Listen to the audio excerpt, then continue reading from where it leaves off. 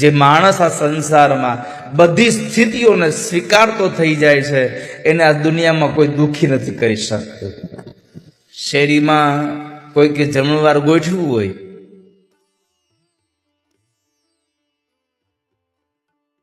આપણને આમંત્રણ આવ્યું હોય, પાડોશીને આમંત્રણ ન આપ્યું હોય, આપણને ખબર છે કે એ લોકોને ઘણા સમયથી બનતું નથી એટલે એને આમંત્રણ નથી આપ્યું, તો ચાય કરીને બેનો પૂછવા જાય તમારે આમંત્રણ આવ્યું છે?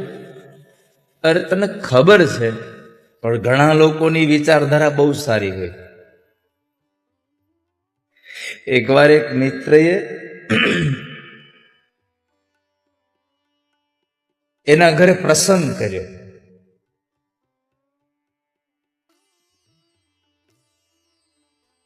બધા લોકોને આમંત્રિત કર્યા. જો જેને દુઃખી ન થવું ને એના માટે આ બહુ સારું ઉદાહરણ છે. તે બધાને આમંત્રિત કર્યા. એમાં બરાબર એક માણસને આમંત્રણ ના આપ્યું. એને જેની ઘરે પ્રસંગ હતો એના મિત્રને ખબર પડી કે આ મિત્ર છે છતાં એને આમંત્રણ નથી આપ્યું. એટલે આમણે જઈ અને જેને આમંત્રણ નહોતું તો એની ઘરે ગયો અને એને જઈને પૂછ્યું તમને ખબર છે ફલાણા ભાઈએ બધાને જમણવાર કર્યું છે? આને શું જવાબ આપ્યો ખબર છે? એમાં મારે શું? એને જમણવાર આપ્યો છે, બધાને જમવા બોલાવ્યા છે, એમાં મારે શું? અરે પણ બધાને બોલાવ્યા. અરે પણ તો મારે શું એમાં? તમને આમંત્રણ નથી કે એમાં તારે શું?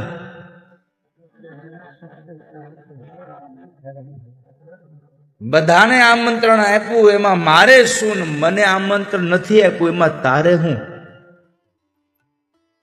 આ બહુ નાનો સંદેશો છે પણ જીવન જીવવાની જડીબુટી જેવો છે.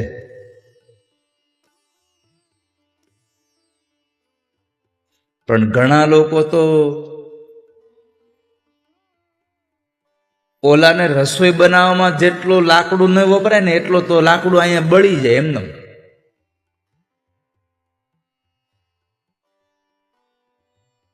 ભગવાને કહ્યું આવ નહીં આદર નહીં નહીં નૈનું માને વો ઘર કબહુ ન જઈએ ભલે કંચન વરસે મેઘ.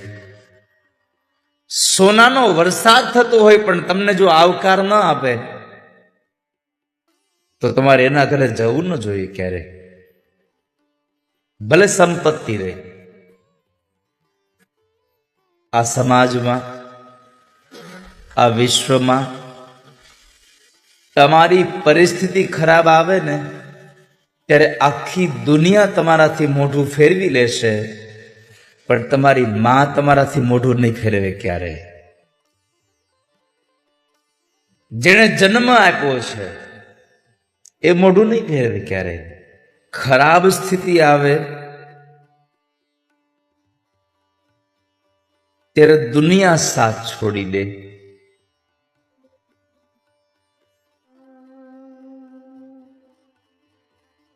પણ કરુણા એ છે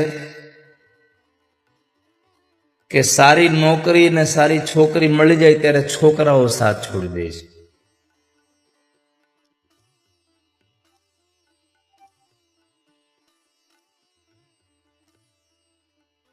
તમામ યુવાન ભાઈ બહેનોને મારી પ્રાર્થના એટલી છે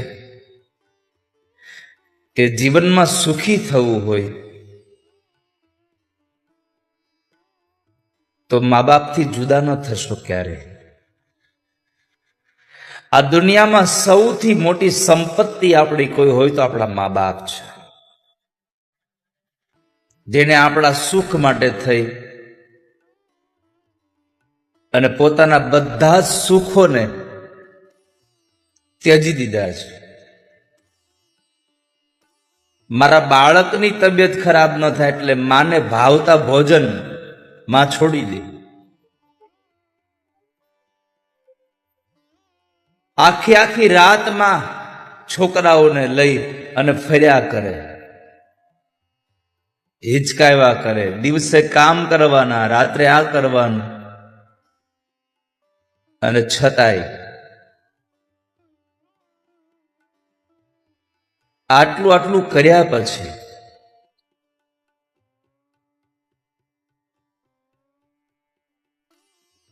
આપણે મા બાપથી જુદા થઈ જઈએ છીએ.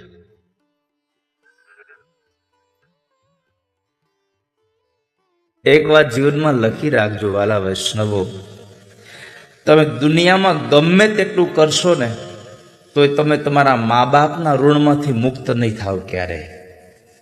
તમે બધી જગ્યાએથી મુક્ત બની શકો, તમારા મા બાપના ઋણમાંથી મુક્ત ન થાવ. એટલે તો લોકો એમ કહે છે, મહાપુરુષો કહે છે કે આપણા શરીરની આ ચામડીઓના પગરખા બનાવી અને મા બાપને પહેરાવો છતાં પણ તમે ઋણમાંથી મુક્ત થઈ શકો એમ નથી. કારણ એ માએ 9 મહિના એના પેટમાં આપણને ઉપાડ્યા છે.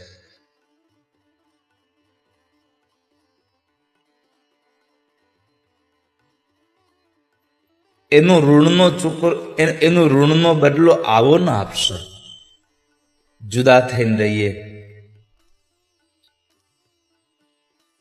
એક દીકરો હતો અને એની માં બરાબર કામ કરતી હતી ને એક નાની બેન હતી, એ ઘોડિયામાં સૂતી હતી. એટલે માના હાથ રસોઈમાં બરાબર રસોઈ બનાવતી હતી, એટલે માના હાથ ચોખ્ખા નહોતા. એટલે માએ એના દીકરાને કીધું કે બેટા સાંભળ્યું, બેન રોવે છે, જરા હિંચકો નાખ ને. છોકરો એકદમ ઊભો થઈ અને હિંચકો નાખ્યો. બેન સૂઈ ગઈ પાછી. માએ કહ્યું બેટા મને કામમાં મદદ કરીશ? શું? એક આંગણું વાળી દે ને.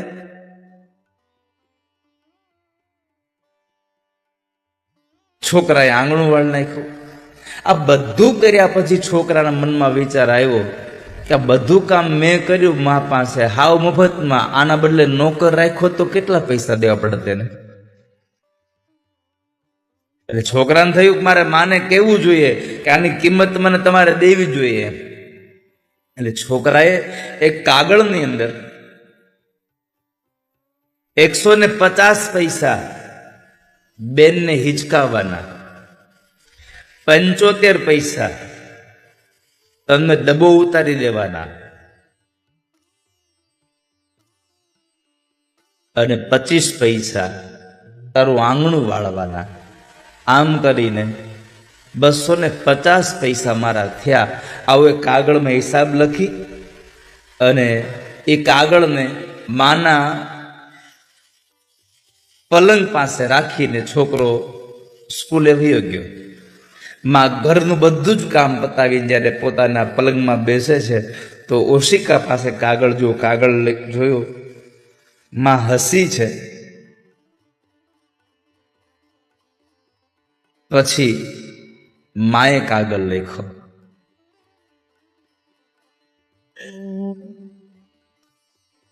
પેલું લખ્યું, તને 9 મહિના સુધી મારા પેટમાં ઉપાડ્યો, એની કિંમત કાંઈ નહીં.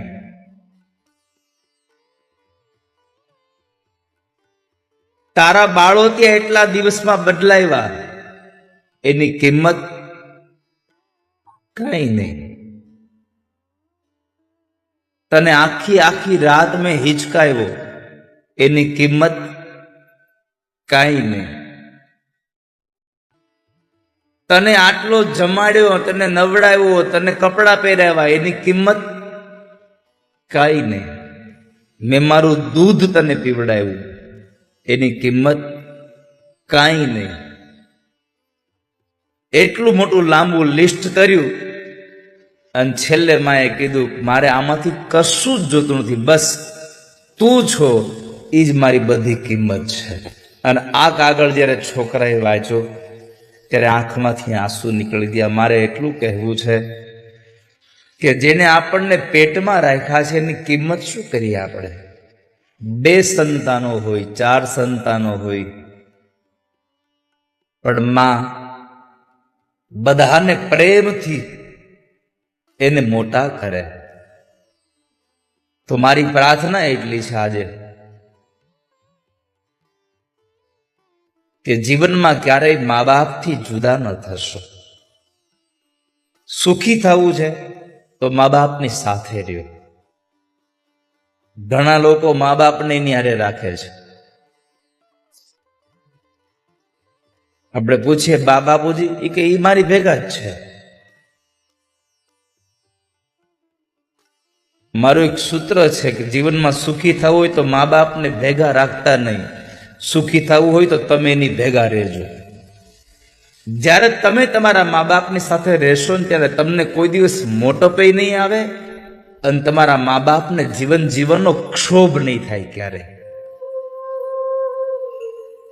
જેને પોતાના 40 વર્ષ સુધી દીકરાઓને પૈસા આપ્યા હોય અને પછી જ્યારે એને છેલ્લા 20 વર્ષ પૈસા માગવા પડે ને ત્યારે એને બહુ દુઃખ લાગતું હોય કે મારે દીકરા પાસે માગવા પડતા હશે. માગવા ન પડે ને.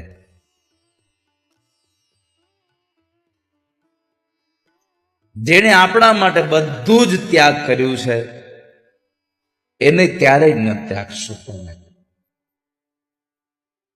આજે આ કથા પણ એક એવી 3 ચેતનાઓના સંસ્કારને લીધે જ થઈ રહી છે આ કથા. બાકી સંપત્તિ વધે તો આવા ઉનાળામાં લોકો ઠંડા પ્રદેશમાં ફરવા વયા જાય.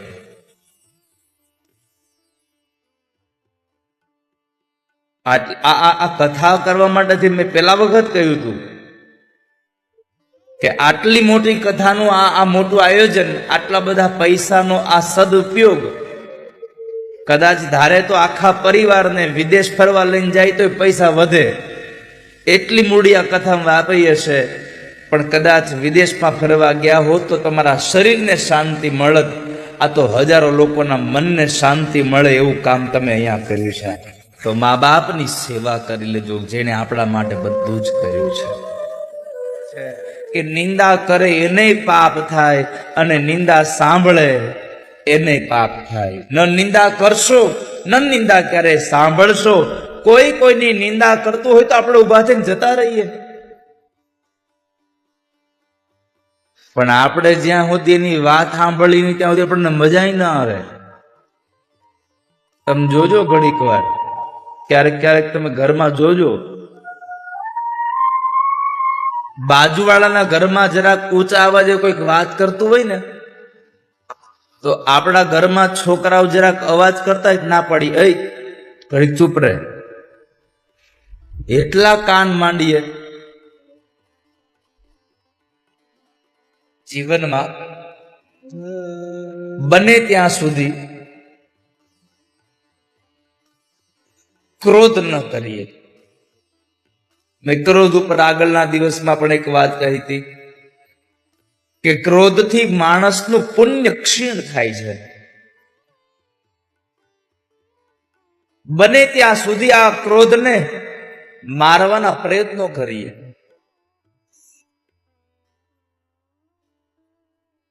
પણ ઘણાનો પારો હંમેશા ઉપર જ રહે, નીચે ઉતરે જ નહીં. બોલાયો ન થાય. એની બાજુમાં નીકળો તોય દાજી જાઓ, એટલો ધકતો હોય.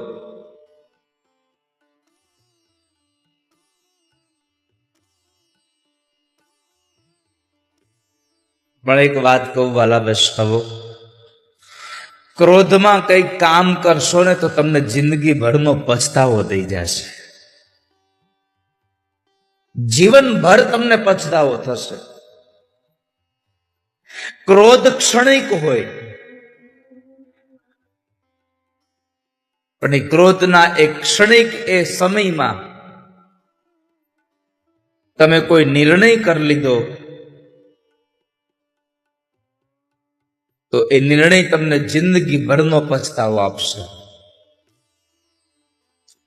કારણ કે ક્રોધ સાક્ષાત યમરાજ છે, આવું ચાણક્ય નીતિમાં લખ્યું છે.